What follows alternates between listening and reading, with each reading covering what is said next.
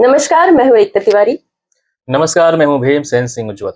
और आप सभी का एक बार फिर से स्वागत है शब्दों में अनेकता, एकता संघ साहित्य gallery, Sahitya Sangi, Ekta Tiwari acting academy and Ekta Tiwari studio. और जैसे कि हम हर रविवार एक नया पॉडकास्ट, एक नई चर्चा परिचर्चा, एक नई शख्सियत, एक नया अनमोल रत्न लेकर के आते हैं आप सभी के सामने, जो हमारे जीवन में कहीं न कहीं, किसी न किसी रूप में ऑलरेडी एग्जिस्ट करते हैं, बस हमारी निगाह वहाँ पर पड़ती नहीं है। तो हमारी कोशिश वही रहती है, हमारा मोटो जो कि हम हमेशा बताते रहते हैं आप लोगों को कि हम आप सभी को प्रेरित करते रहें, अपनी जड़ों की तरफ लौटने के लिए, अपने साहित्य की तरफ लौटने के लिए, अपने अनमोल रत्नों को जानने के लिए, अपनी भाषा, नॉट ओनली हिंदी और भी दूसरी भाषाएँ, अपनी भाषाओं की तरफ लौटने के लिए। जैसे कि आजकल माहौल है, काफ़ी लंबे अरसे से माहौल है कि हम बाकी सारी बाहरी चीज़ों को बहुत ज़्यादा वैल्यू करते हैं। उनकी तरफ बहुत जल्दी और बहुत ज़्यादा आकर्षित हो जाते हैं। और वो जिनके पास नहीं होती है तो उन्हें कमतर आंकते हैं, जो कि होना नहीं चाहिए कायदे से। जब तक आप अपनी वैल्यू नहीं करेंगे, अपनी चीज़ों की, अपनी धरोहर की वैल्यू नहीं करेंगे, तब तक बाकी सारी चीज़ें कितनी भी चमकती-धमकती हों, कितनी भी हमारे हाथ में हों, किसी काम की नहीं। तो आइए, आज की जो खूबसूरत शख्सियत, एक बेबाक लेखिका जिनके बारे में आज हम आप सभी के सामने रूबरू हुए हैं, उनकी लाइफ की जर्नी को जानते हैं थ्रू ओपनिंग। आज की जिस लेखिका के बारे में हम बातचीत करने वाले हैं, उनके ऊपर हम बातचीत करें, उससे पहले मुझे मैथिली शरण गुप्त जी याद आते हैं। वो लिखते हैं कि अबला जीवन हाय तुम्हारी यही कहानी, अबला जीवन हाय तुम्हारी यही कहानी, आँचल में है दूध और आँखों में पानी। सदियों से हम स्त्रियों को देवी, सुकुमारिता, त्याग की प्रतिमूर्ति न जाने क्या-क्या मानते आए हैं। लेकिन एक ऐसी लेखिका का जन्म होता है, जो अपनी रचनाओं में, जो अपनी कलम के माध्यम से इन तमाम रूढ़ियों को तोड़ती है और एक नया रास्ता बनाती है। और आने वाले समाज को और वर्तमान समय जब वो लिख रही थीं, उस समय भी स्त्रियों की आवाज़ को मुखर स्वर बनाती हैं अपनी कहानियों में, अपने उपन्यास में और अपने आत्मकथा में। तो आज की चर्चा परिचर्चा हमारी बातचीत उनके ऊपर आधारित है, जिनका नाम है इस्मत चुगताई। इस्मत चुगताई एक ऐसा नाम जिसे किसी को डिफाइन करने की ज़रूरत नहीं है। जो लोग लिटरेचर से कनेक्ट करते हैं या जानकारी रखते हैं, वो बखूबी जानते हैं कि एक ऐसा नाम जिसने सारी पुरानी परंपराएँ, रूढ़िवादी चीज़ों को बर्खास्त करते हुए अपनी एक अलग सड़क बनाई, और वो सड़क सिर्फ़ अपने लिए नहीं बनाई, हर उस महिला के लिए बनाई जिसे उसकी तब भी ज़रूरत थी और अब भी ज़रूरत है। बिल्कुल। उनका जन्म हुआ 21 अगस्त 1915 को यूपी बदायूं में। एक बहुत ही समृद्ध इस्लामिक परिवार में उनका जन्म हुआ। बहुत बड़ा परिवार, जिसमें माँ-बाप और 10 बच्चे, जिसमें 9th नंबर पे इस्मत चुगताई जी का नंबर आता है और प्यार से उन्हें बचपन में मुन्नी उनके माता-पिता बुलाते थे। और चूँकि पिताजी एक हायर रैंक के सिविल सर्वेंट थे, तो कभी भी एक शहर में वो लोग बहुत देर रुके नहीं। बहुत सारी जगहों पर वो लोग ट्रांसफ़र होते रहे।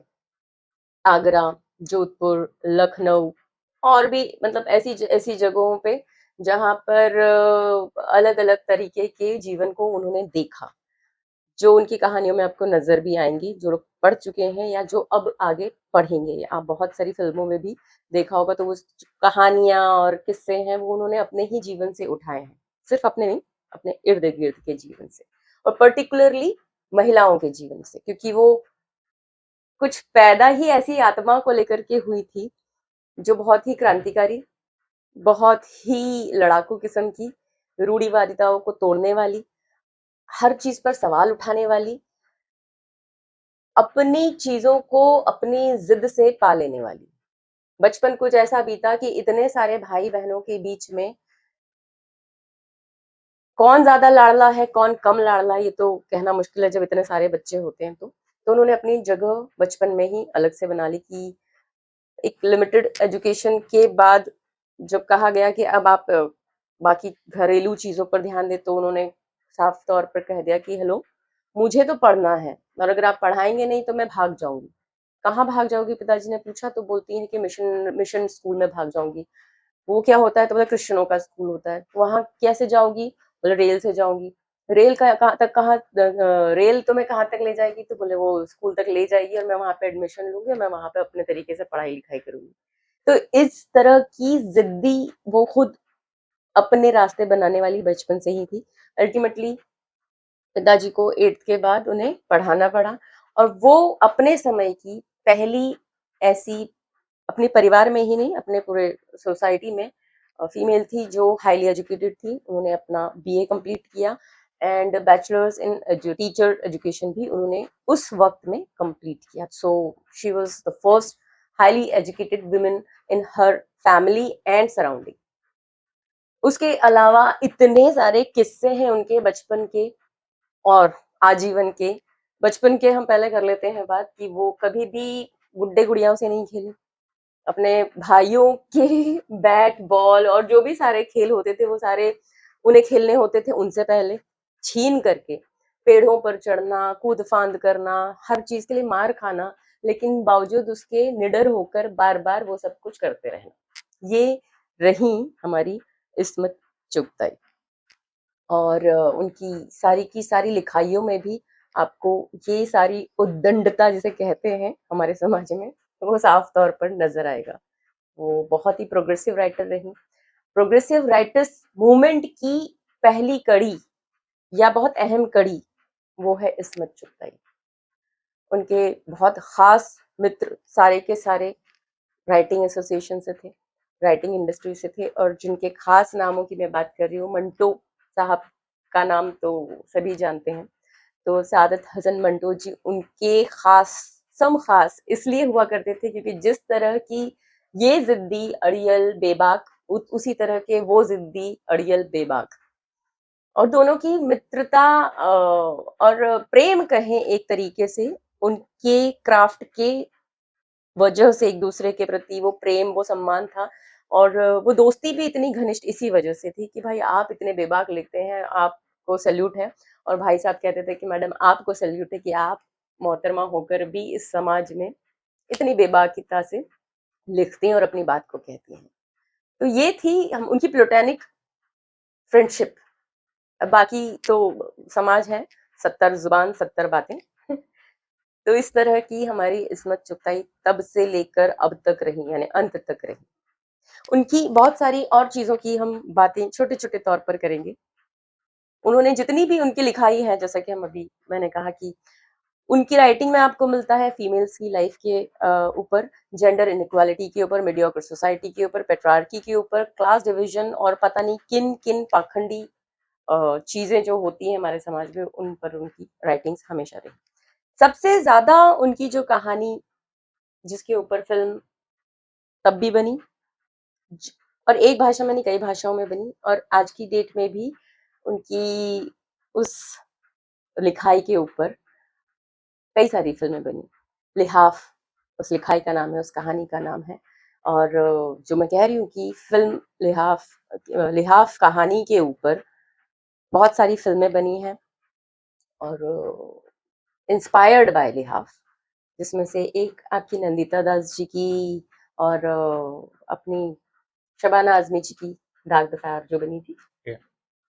उसके अलावा आपने इश्किया, नहीं डेढ़ इश्किया, विशाल भारद्वाज जी की, जिसमें माधुरी दीक्षित और हुमा कुरैशी, इंस्पायर्ड बाय, उनका जो किरदार दोनों का था इंस्पायर्ड बाय लिहाफ।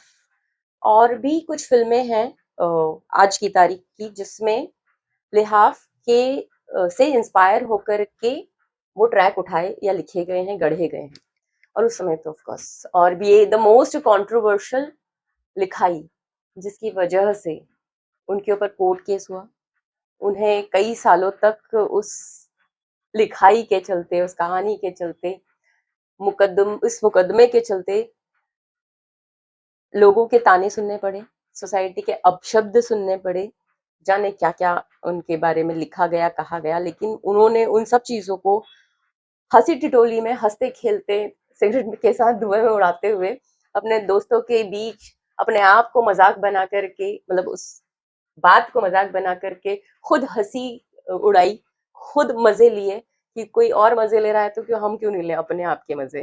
इस तरह की हमारी इसमें चुगताई थी और लिहाज़ की वज़ह से उनका कहना था कि मैं बदनाम हुई तो क्या हुआ, मेरा नाम तो हुआ और उसी के वज़ह से वो और ज़्यादा चर्चित हो गई। पहले से ही वो उनकी ख्याति-प्रख्याति हो चुकी थी, बट वो और ज़्यादा फ़ेमस हो गई।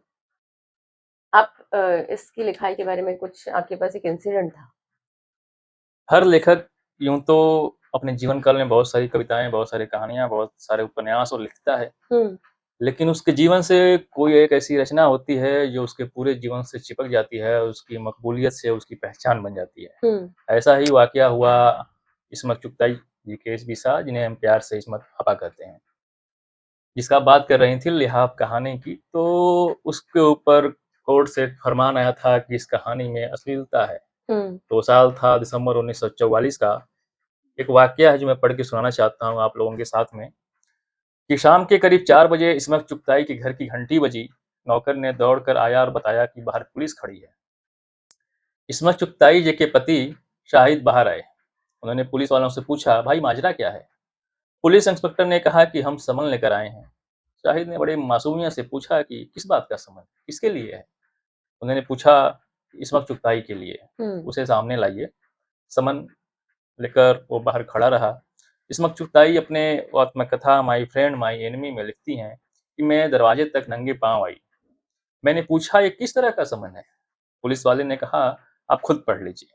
समन पढ़ने के बाद मुझे अंदाज़ा हुआ कि मुझ पर मेरी कहानी लिहाफ़ के लिए अश्लीलता का आरोप लगाया गया है हुँ, और मुझे जनवरी में लाहौर हाई कोर्ट में हाज़िर होना है। मैंने समन लौटाते हुए कहा, "मैं इसे स्वीकार नहीं करूँगी।" पुलिस वाले ने कहा, "अगर आप ऐसा नहीं करेंगी तो आपको गिरफ्तार कर लिया जाएगा।" और एक लंबी बहस-बातचीत के बाद इस्मत चुगताई जी मान जाती हैं और उसको स्वीकार करके अपने दस्तखत उस पे करती हैं। और मामला जब कोर्ट में चलता है तो अंततः वही होता है जो होना था। एक गवाह होता है जो बोलता है कि आपने इसमें ये जो कहानी है इसमें कुछ शब्द हैं जिसमें अश्लीलता दिखती है, लेकिन जज जब वो इस्मत चुगताई जी से पूछता है तो जज बोलता है इसमें ऐसी कोई बात नहीं है। और उसी समय मंटो साहब के भी कहानी बू एक कहानी मंटो साहब की बहुत सी हुँ, मकबूल, उसपे भी मुकदमा चल रहा था। अंततः दोनों लोग मुकदमा जीत जाते हैं अपने-अपने कहानियों में, अपने-अपने केस में। लेकिन जज साहब इस्मत चुगताई जी से कहते हैं कि आपकी कहानी में अश्लीलता वाली कोई बात नहीं है, लेकिन मंटो की कहानी बू जो है उसमें थोड़ी बहुत अश्लीलता तो है। तो इसी बात पर मुझे याद आता है कि उनके डायलॉग जो था जज साहब को कि जितनी अश्लीलता हमारी लिखाई में है, उससे कई गुना ज़्यादा तो अश्लील हमारा समाज है। समाज। तो ये इतनी बेबाकी से बात करना, इतनी बेबाकी से जीवन को जीना, इसी बात पे एक किस्सा मैं हाँ, इसके बाद मतलब जब ये दोनों फारिग हो गए इस केस से, तब भी इन्होंने ऐसी को उसको हँसते-खेलते मज़ाक बना कर के अपने आप पे हँसे और जितनी देर ये केस चलता रहा तब भी उन चीज़ों को लेकर अपने आप पर ही हँसते रहे। और आप दोनों का ही मानना था मंटो साहब का और इस्मत आपा का कि भाई जो इंसान अपने आप पे हँस सकता है ना, वो जीवन में कुछ भी मतलब सह सकता है। हुँ। फिर उसके लिए कोई बहुत तुर्रम नहीं है दुनिया में कुछ भी, कि इतनी कोई कोई बात हो गई तो बहुत बड़ी बात हो गई, नहीं। आप अपने आप पे हँस यदि सकते हैं तो सब कुछ ठीक है। और इसी किस्से पर एक और मुझे किस्सा याद आ रहा है। मैंने एक आर्काइव्स में उन्हीं के मुँह का एक इंटरव्यू में सुना था, जो वो पद्मा सचदेवा जी को दे रही थी।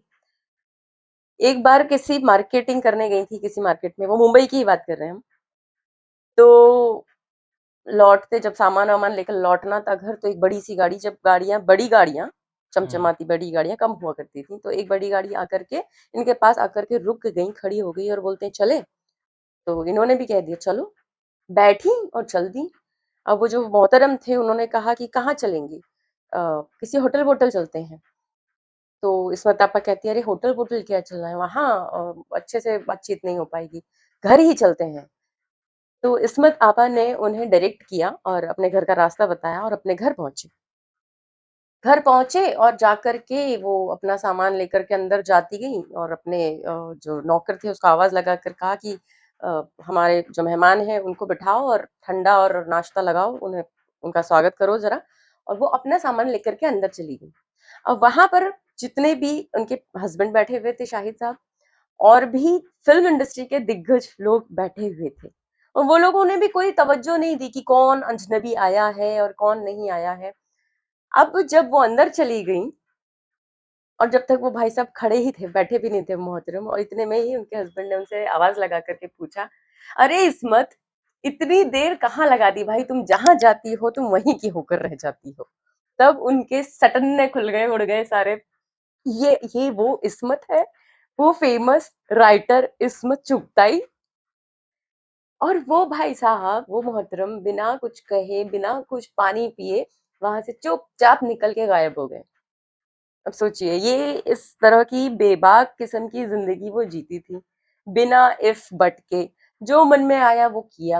हाँ, उनकी अपनी लिमिटेशंस थी, लेकिन वो हर चीज को मजे से जीना पसंद करती थी, मतलब एक्सप्लोर करना लाइफ को मजे मजे में। और वो वक़्त अच्छा था, अलग था।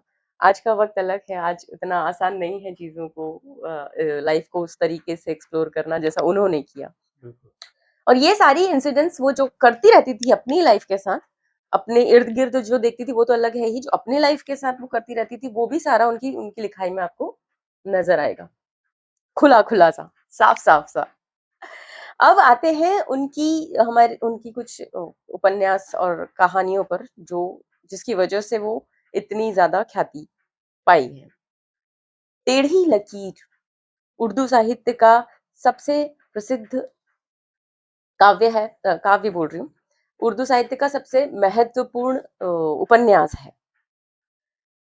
प्रोग्रेसिव राइटिंग मूवमेंट की वो प्रमुख आवाज़ हमेशा से रही है। ये चीज़ आप अगर देखना चाहें तो आप टेढ़ी लकीर ज़रूर पढ़ें। उसकी कहानी वन लाइन में अगर मैं आपको बताऊँ तो एक बच्ची है, बड़े से परिवार में है, माता-पिता से एक पॉइंट के बाद जब वो अलग होती है, टाइम टू टाइम सबने, सारी बड़ी सिस्टर्स ने उसका ख़्याल रखा, अब फिर अकेली हो गई, फिर ख़्याल रखा, फिर दूसरी ने ख़्याल रखा, बट सबकी शादी होती है तो वो टाइम टू टाइम अकेली होती चली गई। फिर एक पॉइंट किया जब वो कहीं बाहर पहुँच चुकी है, वहाँ पर भी बिल्कुल अकेली है। उम्र के हर दौर में अलग-अलग लोग उसके जीवन में आते-जाते हैं और अलग-अलग घटनाएँ घटती चली जाती हैं। पर कभी भी वो अपने आप को कंप्लीट नहीं मान पाती, क्योंकि वो अकेली पड़ती चली जाती है। इतने बड़े क्योंकि बड़े परिवार में मैंने जैसे कहा कि किसको ज़्यादा प्यार मिल रहा है, किसको ज़्यादा वक़्त मिल रहा है, किसको कम मिल रहा है, पता नहीं चलता है। तो वैसे ही होता चला गया उसके साथ अंत तक। बहुत सारे मेल फ्रेंड्स भी बने, मेल कंपेनियंस भी आए, बट अल्टीमेटली वो अकेली ही रह गई। इतना कुछ उसने उस अपने जीवन में देखा, उसे अपने लोगों की याद आती थी, अपनी दीदियों की याद आती थी, उनके बारे में सोचती थी कि अच्छा अब उनके साथ ऐसा हो रहा होगा, अब उनके इतने बच्चे हो गए होंगे, अब वो जीजा तो ऐसा हो गया होगा, एक जीजी के इतने बच्चे हो गए हैं, एक आपा के तो है ही नहीं, या वो उनका मियाँ तो बिल्कुल हड्डी हो गए। मतलब बहुत सारी चीज़ें सोचती रहती है अपना, लेकिन पढ़ाई और अपना कामकाज करते हुए और अलग-अलग, अलग-अलग, अलग-अलग जगहों पे अल्टीमेटली एंड में ये होता है कि वो प्रेग्नेंट होती है और फिर सोचती है अब क्या, अब तो घर को वापसी की जाए। और इसका ये एंड ऐसा ही है।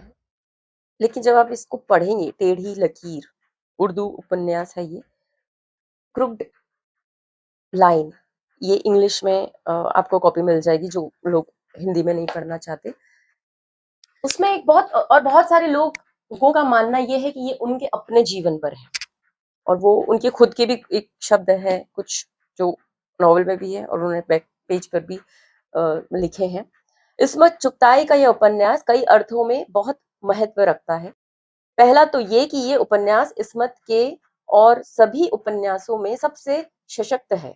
दूसरे, इस्मत को करीब से जानने वाले इसे उनकी आपबीती भी मानते हैं। स्वयं इस्मत चुगताई ने भी इस बात को माना है। वो स्वयं लिखती हैं। कुछ लोगों ने ये भी कहा कि टेढ़ी लकीर मेरी आपबीती है। मुझे खुद आपबीती लगती है। मैंने इस नॉवेल को लिखते वक़्त बहुत कुछ महसूस किया है। मैंने शम्न के दिल में उतरने की कोशिश की। इसके साथ आँसू बहाए हैं और कह-कह लगाए हैं। इसकी कमज़ोरियों से जल भी उठी हूँ, इसकी हिम्मत की दाद भी दी है। इसकी नादानियों पर रहम भी आया है और शरारतों पर प्यार भी आया है। इसके इश्क मोहब्बत के कारनामों पर चटखारे भी लिए हैं और हसरतों पर दुख भी हुआ है। ऐसी हालात में अगर मैं कहूँ कि मेरी आप बीती है, तो कुछ ज़्यादा मुबालगा तो नहीं? ये है पहले तो ये कहानी के फॉर्म में भी मिलेगी आपको, एज़ इट इज़ लिहाफ़ के साथ भी है। एंड देन फुल फ्लेजेड उसको एक्सटेंड किया गया और ये तो ऑफ कोर्स फुल नॉवेल आपको बहुत ही इंटरेस्टिंग नॉवेल है। और शम्न जो मैंने अभी एक नाम लिया है, वो शम्न हमारी इस कहानी की, इस उपन्यास की मेन किरदार है, जिसकी जर्नी मैं आपको बता रही थी वन लाइन में। वो शम्न बहुत कुछ झेल रही है, जी रही है और साइलेंट मोड पर, बहुत ज़्यादा बोलती नहीं, फील बहुत कुछ करती है। कुल मिला-जुला के अगर हम टेढ़ी लकीर उपन्यास की बात करें, तो इसमें एक स्त्री की शिक्षा को आप समझ सकते हैं। उसके एक बच्ची है जो बड़ी हो रही है, उसकी जो यौनिकता की जो उसकी इच्छाएँ हैं, उसको आप समझ सकते हैं। और कुल मिला-जुला कर इस उपन्यास का जो नाम है टेढ़ी लकीर, इसका अर्थ ही अपने आप में इतना महत्वपूर्ण है कि हम सभी ये चाहते हैं कि सीधी लकीर पे चढ़ें। सीधी एक रेखा होती है, हम उस पे चढ़ें, इधर-उधर ना भटकें। ख़ासकर पुरुषों के मामले में ऐसी बातें कही जाती हैं, लेकिन स्त्री का जीवन तो सदैव से ही एक अलग ट्रैक पे ही चलता रहा है। इस्मत चुगताई हर एक कहानी, हर एक उपन्यास में एक बच्ची को पात्र बना के एक कहानी गढ़ती हैं, वैसा ही कहानी इस टेढ़ी लकीर में भी आपको देखने को मिलेगा। Correct, correct. और जैसा आपने बोला कि पुरुषों की लकीर और महिलाओं की लकीर अलग-अलग होती हैं, वो उनकी चॉइस नहीं होती है। मुझे जहाँ तक ऐसा लगता है कि वो एक्चुअल में बहुत टेढ़ी तो लकीर पे चलता है मेल, फीमेल चलना चाहती है सीधी लकीर पे, ये लेकिन होता उल्टा है। और इन्हीं सब ये चीज़ों बात को जानना हो तो आपको टेढ़ी लकीर आप करेक्ट, पढ़ेंगे तो आप इस्मत चुगताई को बहुत करीब से जान पाएँगे और वो अपनी रचनाओं में क्या व्यक्त करना चाह रही हैं, कि समाज किन-किन चीज़ों को, किन परिस्थितियों में अपनी सहूलियत के हिसाब से उनको ढालता है और परंपरा के नाम पे, रूढ़िवादी के नाम पे उनको बनाते हुए चला जाता है, उन सभी चीज़ों का खंडन करती हैं, वो हैं इस्मत चुगताई। करेक्ट। वही जो आप कह रहे हो, इनजस्टिस और इनइक्वालिटी की बात सोसाइटी के बीच जो रहती है, वो उनकी लिखाई में मिलेगी आपको। रचनाएं प्रमुख उनकी, जैसे कि हमने लिहाफ के बारे में बात कर ली, तो Lihaf is one of the bestest and famous writing. Terhi Lakeer, गेंदा, छुई मुई, घरवाली, एक कतरा खून और इतनी तमाम सारी कहानियां जो आप सुनेंगे तो आपको उनकी कहानियों के भीतर वो सारे मर्म नजर आएंगे और वो सारी वैसी आवाजें उन्होंने उठाई हैं अपने शब्दों के थ्रू, जो कोई एक क्यों उठाए, सब क्यों नहीं। ये तो अपनी खुद की जिम्मेदारी है ना। जैसे कि उनके वो खुद कहती हैं कि भाई, उनके इंटरव्यूज में आप सुनेंगे तो वो कहती हैं कि भाई, ये शादी विधि ये सब डालो गड्ढे में, पढ़ाई लिखाई पे ध्यान दो, फाइनेंशियली इंडिपेंडेंट बनो, बाकी दुनिया में अपने आप के लिए मौज करो। वो इसीलिए कहती है क्योंकि उन्होंने इतना कुछ लिखा है, देखा है, क्योंकि और जो देखा है वही लिखा है और एज इट इज लिखा है। कोई उस पे पर्दा, नक्काशीगिरी, सजावट शब्दों में, एज इट इज। यही तो प्रॉब्लम थी उनकी गवर्नमेंट को भी, क्या लिखती हैं आप इतना, समाज को भी, परिवार को भी। और हाँ, उनकी राइटिंग का जो सिलसिला शुरू हुआ वो कैसे हुआ, उनके बड़े भाई साहब ऑलरेडी स्टेब्लिश्ड नॉवेलिस्ट थे, मिर्जा आजम बेग चुगताई। उनसे वो बेइंतहा मोहब्बत करती थी। वो उनके फर्स्ट मेंटोर एंड टीचर भी रहे और वो उनके जैसा ही बनना चाहती थी। अब चूंकि उस वक्त बहुत सारी चीजों का मतलब मेडिकली हम उतने, मतलब समय वो था ना, आजादी से पहले का, तो टीबी हो गया उन्हें, इलाज था नहीं। वक्त के साथ तबीयत डल होती गई और वो चल दिए, लेकिन उन्होंने इस्मत चुगताई जी ने, इस्मत आपा ने अपने भाई से ये प्रॉमिस किया था कि मैं आपके सभी अधूरे ख्वाबों को पूरा करूंगी, और वो उन्होंने निभाया और बड़े जोरदार तरीके से निभाया। क्योंकि वो जितनी बेबाकी से उनके भाई साहब लिखते थे, क्योंकि जब इनकी शुरुआती दौर की कहानियां आने लगी तो लोगों को ये लगता था कि ये अपने भाई की कहानियों को सुनाती है, कहती है। तो इन्होंने और ज़ोर से लिखना चालू किया। फिर लोगों को समझ में आया कि ओ भाई साहब, ये भाई साहब की कहानी नहीं है, ये इनकी खुद की कहानियाँ हैं। और फिर उँगलियाँ उठने लगी और फिर सवाल उठने लगे और फिर ताले लगने लगे। और जहाँ से इस्मत चुगताई की लड़ाई शुरू हुई और वो इस्मत चुगताई से इस्मत आपा बन गई। वेल अब आते हैं उनके फ़िल्मी सफ़र पे। जहाँ तक मैं जानती हूँ साहित्यिक लोगों को तो पता होगा, लेकिन जो लोग नहीं जानते हैं, उनके लिए एक बहुत ही इम्पोर्टेंट इन्फॉर्मेशन है कि इस्मत आपा केवल उपन्यासकार, केवल कहानीकार, केवल क्रिटिक, केवल सोशलिस्ट नहीं थीं, वो एक फ़िल्मकार भी थीं, वो स्क्रीन प्ले राइटर थीं, वो स्टोरी राइटर थीं, वो डायरेक्टर थी, वो प्रोड्यूसर थी और वो एक्टर भी रहीं। हाँ, वो अलग बात है कि उन्होंने एक या इक्का-दुक्का फ़िल्म में ही कुछ ख़ास लोगों के कहने पर काम किया, लेकिन वो सब कुछ कर चुकी है अपने जीवन में। तो उनके फ़िल्मी सफ़र को जान लेते हैं। उर्दू साहित्य की मशहूर साहित्यकार जो हैं और निडर लेखिका इस्मत चुगताई, उनका फ़िल्मी सफ़र भी उनके साहित्यिक जीवन के सफ़र की तरह शानदार और यादगार रहा। उन्होंने फ़िल्मों के लिए मैंने जैसा कहा कि स्टोरी, स्क्रीन प्ले राइट और सब कुछ करा, डायरेक्शन से लेके प्रोडक्शन तक। ज़िद्दी 1994 में आई। ये उनकी पहली फ़िल्म थी जिसका उन्होंने स्क्रीन प्ले राइट लिखा और ये ज़िद्दी वो फ़िल्म थी जिसकी वज़ह से देवानंद जी को मेन हीरो की तरह इंडस्ट्री में एक्सेप्ट किया गया और इस फ़िल्म की एक ख़ास बात और ये है कि किशोर कुमार जी ने पहली दफ़ा एज़ अ प्लेबैक सिंगर जो गाना गाया था, वो इस्मत चुगताई जी ने गवाया ज़िद्दी में। अब इस कहानी के पीछे एक उन्हीं का किस्सा मैं आपको और सुना देती हूँ। हुँ। क्योंकि इस्मत चुगताई आपा और हमारे दादा मुनि आजू-बाजू में हुआ करते थे, रहा करते थे। तो एक आवाज़ इस्मत आपा को आती थी बीच-बीच में, फिर गायब हो जाती थी, फिर आती थी, फिर जब ये इधर देखती थी तो गायब हो जाती थी। तब इन्होंने दादा मुनि के घर पर जाकर के बात किया कि एक आवाज़ आती है आपके समझ में नहीं आता। तो बोले हाँ, हाँ, वो मुझे पता है, अच्छी नहीं है ना? बोलते नहीं, नहीं, कमाल की आवाज़ है, मुझे वो कौन है सुनाइए। तो कहते मेरा छोटा भाई है किशोर, वो बस टाइम पास करता रहता है, वो मेरे सामने नहीं गाता, किसी के सामने नहीं गाएगा। तो ये बात इस्मत आपा ने चैलेंज की तरह ले ली, किसी के सामने नहीं गाता, मेरे सामने भी नहीं गाता, तो इन्होंने कि अब तो मैं उसे ढूँढ कर गवाऊँगी ही सही। और इन्होंने किशोर दा को ढूँढा, स्टूडियो बुलाया, गाना गवाया और फिर वो as a first song in ज़िद्दी एज़ प्लेबैक सिंगर गाया। तो ये ऐसे-ऐसे इंसिडेंट्स हैं बहुत सारे, छोटे-छोटे से, लेकिन बहुत सारे। फिर सोने की चिड़िया एक 1958 में उन्होंने राइटर एंड को प्रोड्यूसर फ़िल्म बनाई, कि उनके हस्बैंड भी राइटर एंड मेकर ही थे फ़िल्म इंडस्ट्री में। और इस फ़िल्म की जो सोने की चिड़िया की जो कहानी है वो चाइल्ड लेबर के ऊपर है, जो हमारी इंडस्ट्री में या और बतेरी जगहों पे चाइल्ड लेबर होता है, उसके ऊपर ये कहानी है। फिर आरज़ू, गरम हवा, इस तरह की तमाम फ़िल्में उन्होंने बनाई और जिस फ़िल्म की मैं बात कर रही हूँ जिसमें उन्होंने किरदार किया है, वो श्याम बाबू की फ़िल्म जुनून, जिसमें एक किरदार जो दादी का था, जो लॉक हुई थी, जो वो पार्ट प्ले करने वाली थी, शूट से पहले उनकी तबीयत खराब हुई और उन्हें अटैक हुआ और वो नहीं रही।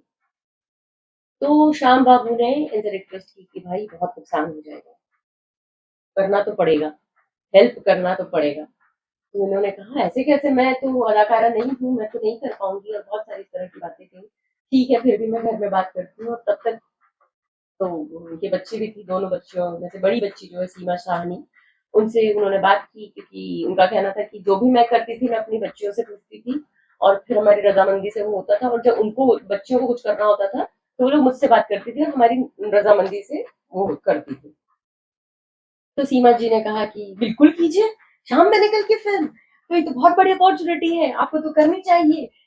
जो भी रोल हो, भले ही छोटा-सा रोल हो, बट कीजिए। तो इस तरह से उन्होंने दादी का किरदार एज़ एन एक्टर निभाया और यादगार हो गया। तो ये उनकी छोटी-सी एक फ़िल्मी जर्नी हमने आपके साथ शेयर की है। आपके पास यहाँ पर कुछ है साझा करने के लिए? अभी तक आपने बात की उनके जीवन परिचय, उनके रचनाओं के बारे में। उनके फ़िल्मी सफ़र के बारे में। मैं उनके कुछ किताब और उनके छोटे-छोटे किससे? किस्से बता देना चाहता हूँ कि बिल्कुल। जो अगर आपने नहीं पढ़ा है तो आपको पढ़ने की रुचि पैदा हो। गेंदा एक कहानी है जो ईस्मत चुगताई जी की पहली कहानी संग्रह थी। हुँ, उसमें ईस्मत चुगताई जी लिखती हैं उस कहानी में कि कहानी भारतीय पितृसत्तात्मक समाज की बुनी हुई जाति व्यवस्था और विधवा औरतों पर लगाई जाने वाली पाबंदियों के बारे में बात करती है। इसी के साथ ईस्मत चुगताई की कहानी गेंदा 2 महिलाओं की दोस्ती को भी दिखाती है। हुँ, अगर आपने गेंदा नहीं पढ़ी है तो आप उसे भी खोज के पढ़िए। ऐसी उनकी एक और कहानी है पेशा।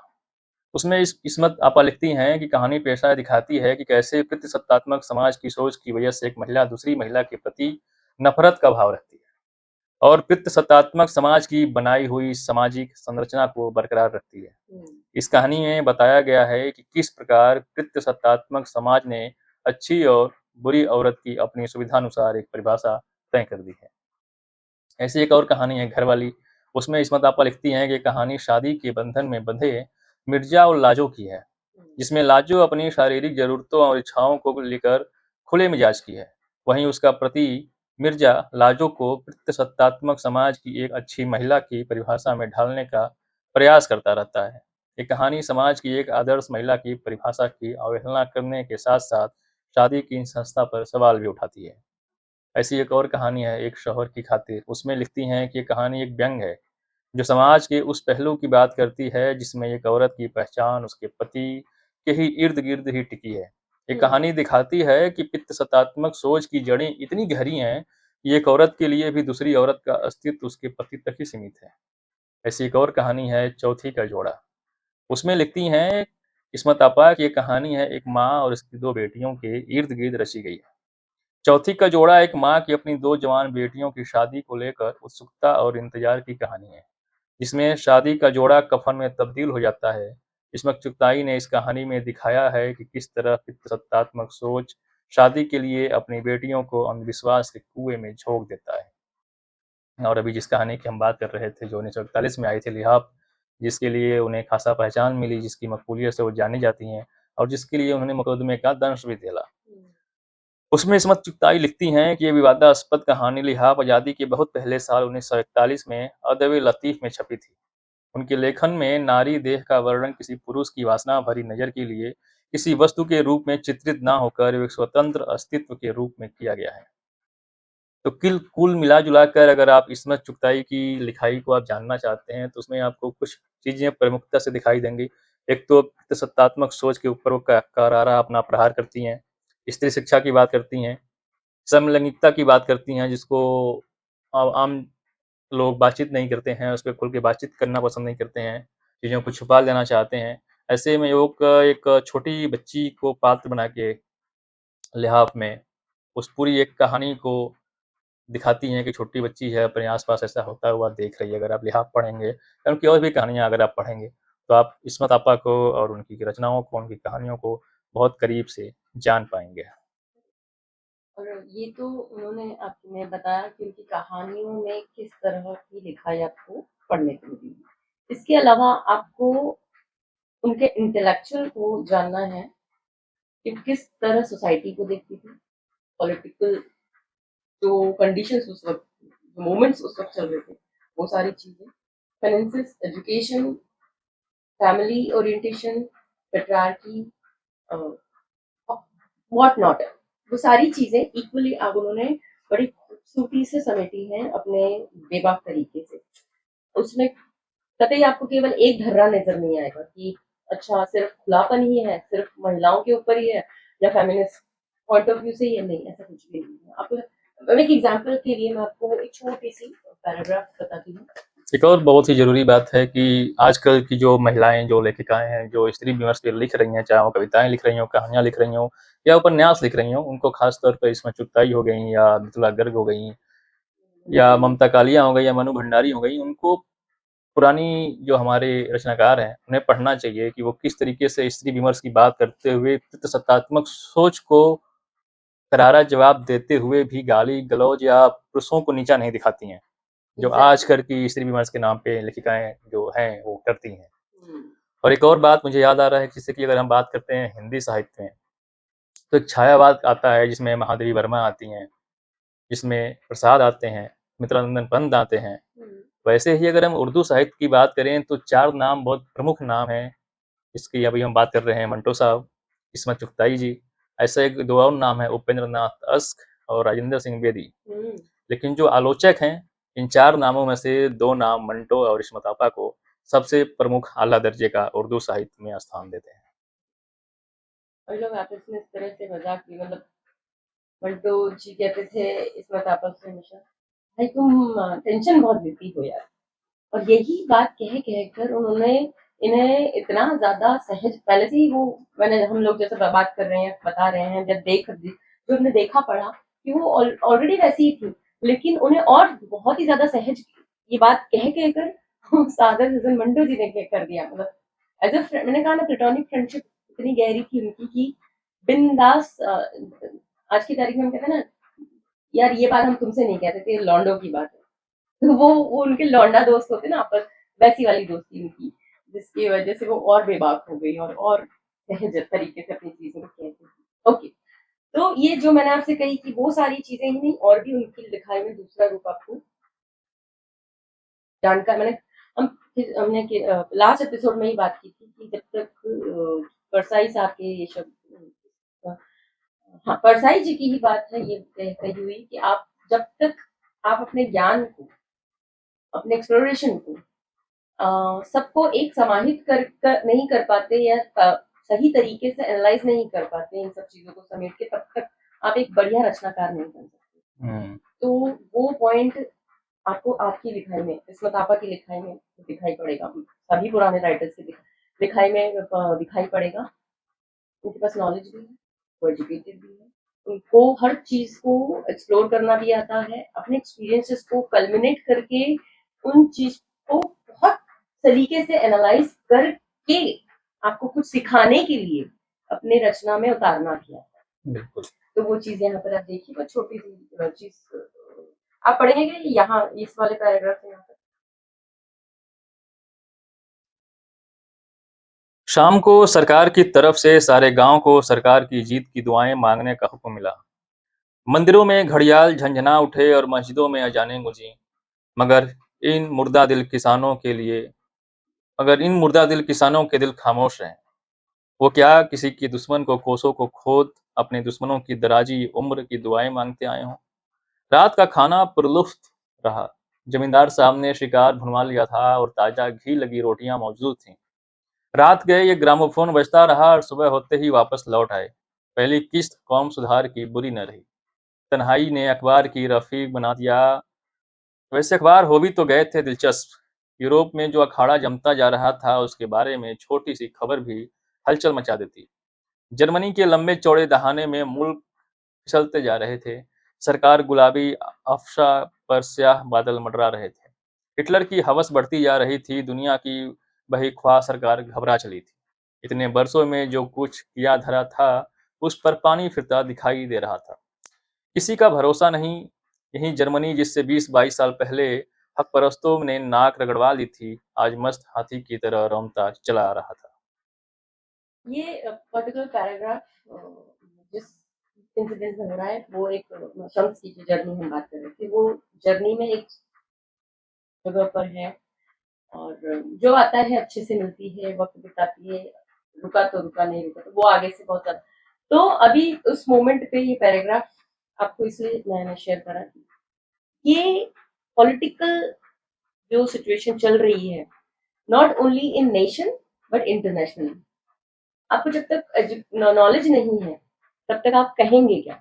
बिल्कुल। तो उन्हें सारी जानकारी, हिटलर क्या कर रहा है, जर्मन को हमने पहले क्या करवा दिया था 20-22 साल पहले, और अब वो हाथी की तरह मदमस्त सबके सर पे नाच रहा है। और इतनी तमीज से उन्होंने एक 4 लाइन के भीतर ये बात कितने तमीज से कह दी है कि जर्मनी के लंबे चौड़े दहाने में मुल्क फिसलते जा रहे हैं। सरकार की गुलाबी अफवाह पर शाह बादल मंडला रहे हैं। इतनी सहज बात कह दी उन्होंने बेबाक तरीके से, तो वो बात कहने के लिए खुद पहले तमीज से पता भी होना चाहिए। तो जो लोग ये कहते हैं कि वो मात्र पेट्रार्की के ऊपर तमाचा मारती हैं भिगो भिगो करके, या बहुत फेमिनिस्ट हैं और बहुत जिद्दी और अल्हड़ और अक्खड़ हैं, तो भाई ऐसा नहीं है। जब एक पॉइंट के बाद एक तो मैंने हमने जैसे बताया कि उनका सोल ही वैसा था, है ना, वो बचपन से ही वो अपनी लकीर खुद बनाकर उस पर चलने वालों में से थी। और उसके बाद जो घटनाएं इर्द गिर्द घट रही थी तो वैसे होने की भी जरूरत थी। अगर बाकी नहीं हुए वो अलग बात है, लेकिन उस लेडी ने ये तो साबित कर दिया कि बॉस, गलत को आप अगर नकाब पहना देंगे तो वो सही नहीं हो जाएगा। गलत को आप अगर पेंटिंग कर देंगे तो वो सही नहीं हो जाएगा। भाई आप जैसे हम बात कर रहे थे, वो फीमेल शादी के बेहद खिलाफ, बेहद, क्योंकि उनका साफ तौर पर मानना था कि शादी कुछ नहीं है, एक घोंसला है समाज का, जिसमें बहुत सारे अच्छे खूबसूरत चीजों के साथ समेट करके, नामों के साथ, जिम्मेदारियों के तले महिला को दबा दिया जाता है, और या तो उसे बिल्कुल शोपीस की तरह रखा जाता है या फिर एकदम दासी की तरह रखा जाता है। तो कृपया मुझसे दूर रहें, शादी की बातचीत ना करें।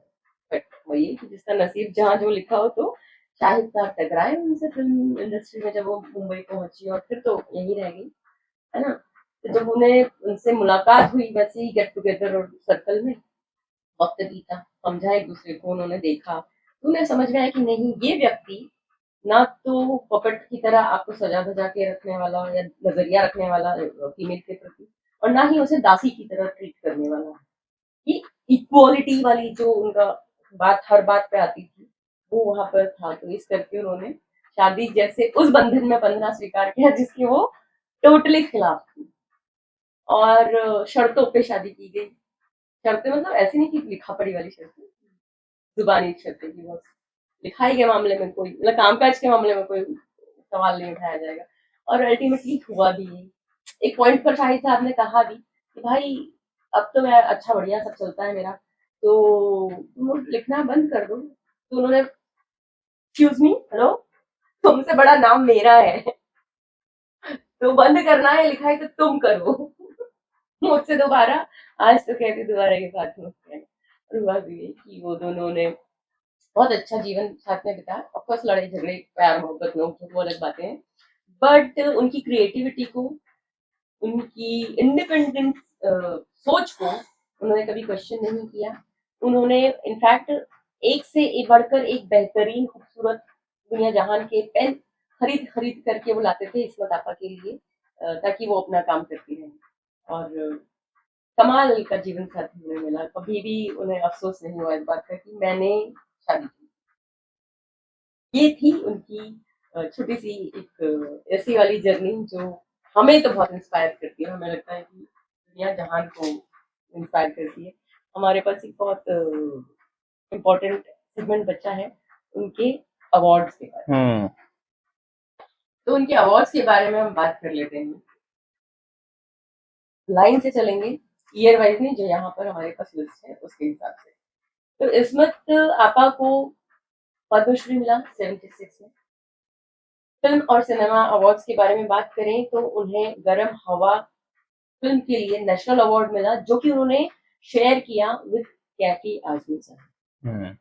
दोबारा 74 में पैरेलल सिनेमा के लिए उन्हें best film of national integration award मिला 74 में। प्रेस्टिजियस लिटरेरी अवार्ड की बात कर ले तो उन्हें मिला गालिब अवार्ड 74 में। इकबाल सम्मान मिला 1990 में। सोवियत लैंड नेहरू अवार्ड मिला 1982 में। मखदूम लिटरेरी अवार्ड मिला उन्हें 1979 में। और आंध्र प्रदेश उर्दू अकादमी और मध्य प्रदेश लिटरेरी अकादमी दोनों ही की तरफ से उन्हें उनकी लिटरेरी का जो उनका योगदान रहा हमारी राइटिंग और फिल्म इंडस्ट्री में, उसके लिए best life time achievement award दिए गए। और ये तो छोटी सी लिस्ट है मेरे पास, ऐसी पता नहीं बहुत लंबी लिस्ट कहीं ना छुपी होगी जो हमारे पास नहीं है। हाँ जी। बातचीत के आखिरी पड़ाव में इस्मत चुगताई के अंतिम सफर जो है, उनके अंतिम संस्कार के बारे में एक वाकया हाथ लगा पढ़ते हुए, उनके अपने खुद के शब्द हैं, वो मैं आप लोगों के पढ़ के सामने आप लोगों के रखना चाहता हूँ। वो लिखती हैं कि इस्मत हमेशा कहा करती थी, मरने के पहले अपनी उनकी एक वसीयत है जिसमें उन्होंने लिखा था कि उसका यहाँ पे कोटेशन है, किस्मत हमेशा कहा करती थी कि उन्हें कब्र से डर लगता है। वो आपको मिट्टी के नीचे दबा देते हैं, आपको घुटन महसूस होती है। मैं चाहूँगी कि मुझे मेरी मौत के बाद जलाया जाए। हालाँकि वो एक मुस्लिम समाज में जन्म लेने के बाद भी पुनर्जन्म में विश्वास रखती थीं। हुआ बिल्कुल वैसा ही 24 अक्टूबर को जब उनका देहांत हुआ 1991 में, तो उनको दफनाने की बजाय उनको जलाया गया। तो कहते हैं ना, कलाकार की कोई ज़ात नहीं होती, ना धर्म होता है, वो इन सब से परे होता है। वो सिर्फ भगवान का चुना हुआ बच्चा होता है, या चोजन चाइल्ड ऑफ गॉड। वो इसलिए नहीं कहते हैं, ऐसे ही नहीं कहते हैं, वो इसीलिए कहते हैं आप जैसी शख्सियत उसे प्रूव करती है। मंटो जी हो, इसमत आपा हो, परसाई जी हो, चतुर्वेदी जी हो, गुप्त जी हो, धूमिल जी हो, मतलब जितने भी हमारे पुराने लिटरेचर वाले लोग रहे हैं, कोई भी धर्म जाति समाज को मानते ही नहीं थे। सबके खिलाफ खिलाफ कहना इसलिए पड़ रहा है क्योंकि उस वक्त लोग अपनी, वही कहते हैं ना, सुविधा, अपनी सुविधा के हिसाब से मोल्ड कर लेते हैं लोग चीजों को। कोई कहीं नहीं लिखा है कि ऐसा ही होना है, ऐसा नहीं होगा तो पाप लग जाएगा, या ऐसा नहीं होगा तो आपको जहन्नुम नसीब होगा, कहीं नहीं लिखा है। अपनी सहूलियत से इंसान रूल्स एंड रेगुलेशन में तब्दीलियां करता रहता है। तो उस वक्त के लोग बेचारे मजबूर कुछ रहते थे, जो फॉलो करते तो थे, लेकिन अपनी लिखाई में बिल्कुल बेबाकी से कह देते थे कि भाई हेलो। नागार्जुन जी बिल्कुल साफ साफ डंके की चोट पे, हमारी वैसी ही है हमारी किस्मत आपा। बस इन्होंने झेला ज्यादा इसलिए क्योंकि ये बहुत ही ज्यादा अक्खड़, जिद्दी और महिला रही, इस कारण इन्होंने ज्यादा झेला। लोगों ने ये सोचा होगा कि ये रुक जाएगी, ये डर जाएगी, लेकिन ऐसा वो कर नहीं पाया। अंदर तो नौ दुर्गा बैठी हुई थी, नौ रूप अपने अपने दिखाती रहती थी। बट बहुत अच्छी बात ये रही कि उन्होंने कभी भी चीजों के गलत तरीके से पेश नहीं किया कि आप मुझे तकलीफ दे रहे हैं तो मैं भी आपको वैसे ही करके दिखाऊंगी। वो अपने सहज तरीके से ही उन चीजों को फेस करके और जीती हैं। जीतना बड़ी बात है, और अपनी तरीके से जीतना, कहते हैं ना अपनी शर्तों पे जीना, वो वही किया उन्होंने। अपनी शर्तों पे जिया, अपनी शर्तों पे जीता। ये थी हमारी इसमत आपा। अब हमारे पास जितनी जानकारी इतने थोड़े से चीजों में हम कवर कर पाए हैं या बता पाए हैं, वो आपको कैसी लगी ये हमें बताइएगा। हम सिर्फ बहुत सारा कुछ छूटा है, ऑफकोर्स हम हमेशा कहते हैं समंदर को समेटना इतना आसान नहीं। तो आपके पास ऐसी कुछ कुछ जानकारियां जो हो, या आउट ऑफ द बॉक्स हो, बहुत कम लोगों को पता हो, या पता भी हो तो भी शेयर कीजिएगा कमेंट बॉक्स में। और हमारे पॉडकास्ट को शेयर करना मत भूलिएगा, हमारे चैनल्स को सब्सक्राइब करना मत भूलिएगा। पॉडकास्ट कैसा लगा, एपिसोड कैसा लगा, वो हमें बताइएगा, और हमारे पिछले एपिसोड्स भी देखिएगा। और आप में से जो भी कोई नए राइटर है, या आपके सर्कल में राइटर हैं जो अपनी किताब का प्रमोशन कराना चाहते हैं, तो you are welcome. You can connect and you can DM us on शब्दों में अनेकता, एकता सन एंड साहित्य गैलरी, एंड या we do paid promotion. And that's all for today's podcast. हम फिर मिलेंगे अगले रविवार नई बुक के साथ, नए साहित्यकार के साथ। तब तक के लिए अपना ख्याल रखिएगा। हर हर महादेव। नमस्कार। फिर मिलेंगे अगली बातचीत में। तब तक के लिए धन्यवाद। अपना ख्याल रखें।